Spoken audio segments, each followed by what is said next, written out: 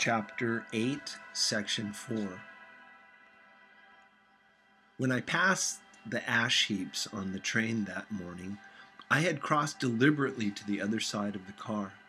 I supposed there'd be a curious crowd around there all day, with little boys searching for dark spots in the dust, and some garrulous man telling over and over what had happened until it became less and less real, even to him, and he could tell it no longer, and Myrtle Wilson's tragic achievement was forgotten. Now, I want to go back a little and tell what happened at the garage after we left there the night before. They had difficulty in locating the sister, Catherine. She must have broken her rule against drinking that night, for when she arrived, she was stupid with liquor and unable to understand that the ambulance had already gone to Flushing. When they convinced her of this, she immediately fainted, as if that was the intolerable part of the affair.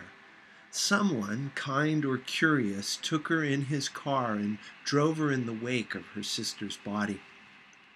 Until long after midnight, a changing crowd lapped up against the front of the garage while George Wilson rocked himself back and forth on the couch inside. For a while, the door of the office was open, and everyone who came into the garage glanced irresistibly through it. Finally, someone said it was a shame and closed the door. Michaelis and several other men were with him, first 4 or 5 men, later 2 or 3 men. Still later, Michaelis had to ask the last stranger to wait there 15 minutes longer while he went back to his own place and made a pot of coffee. After that, he stayed there alone with Wilson until dawn. About 3 o'clock, the quality of Wilson's incoherent muttering changed. He grew quieter and began to talk about the yellow car. He announced that he had a way of finding out whom the yellow car belonged to, and then he blurted out that a couple of months ago his wife had come from the city with her face bruised and her nose swollen. But when he heard himself say this, he flinched and began to cry, "Oh my God, oh my God," again in his groaning voice. Michaelis made a clumsy attempt to distract him. "How long have you been married, George? Come on there. Try and sit still a minute and answer my question. How long have you been married?" 12 years. "Ever had any children?" "Come on, George, sit still. I asked you a question. Did you ever have any children?"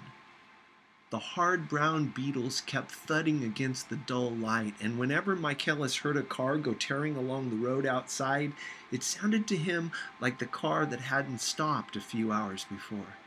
He didn't like to go into the garage because the workbench was stained where the body had been lying, so he moved uncomfortably around the office.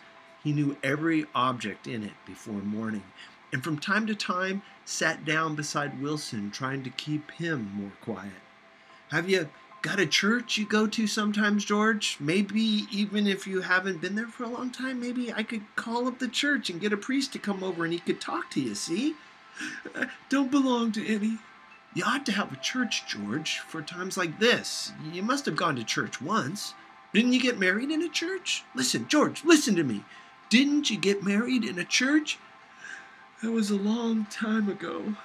The effort of answering broke the rhythm of his rocking for a moment, and he was silent.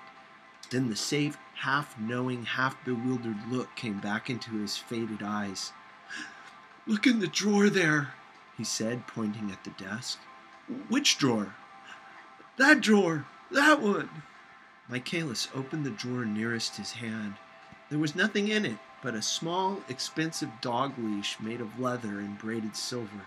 It was apparently new. "This?" he inquired, holding it up. Wilson stared and nodded. "I found it yesterday afternoon. She tried to tell me about it, but I knew it was something funny." "You mean your wife bought it?" "She had it wrapped in tissue paper on her bureau." Michaelis didn't see anything odd in that, and he gave Wilson a dozen reasons why his wife might have bought the dog leash. But conceivably Wilson had heard some of these same explanations before from Myrtle, because he began saying, "Oh my God," again in a whisper. His comforter left several explanations in the air. Then he killed her, said Wilson. His mouth dropped open suddenly. Who did? I have a way of finding out. You're morbid, George, said his friend. This has been a strain to you, and you don't know what you're saying. You better try and sit quiet till morning. He murdered her. It was an accident, George. Wilson shook his head. His eyes narrowed and his mouth widened slightly with the ghost of a superior. I know, he said definitely. I'm one of these trusting fellas, and I don't think any harm to nobody. But when I get to know a thing, I know it. It was the man in that car.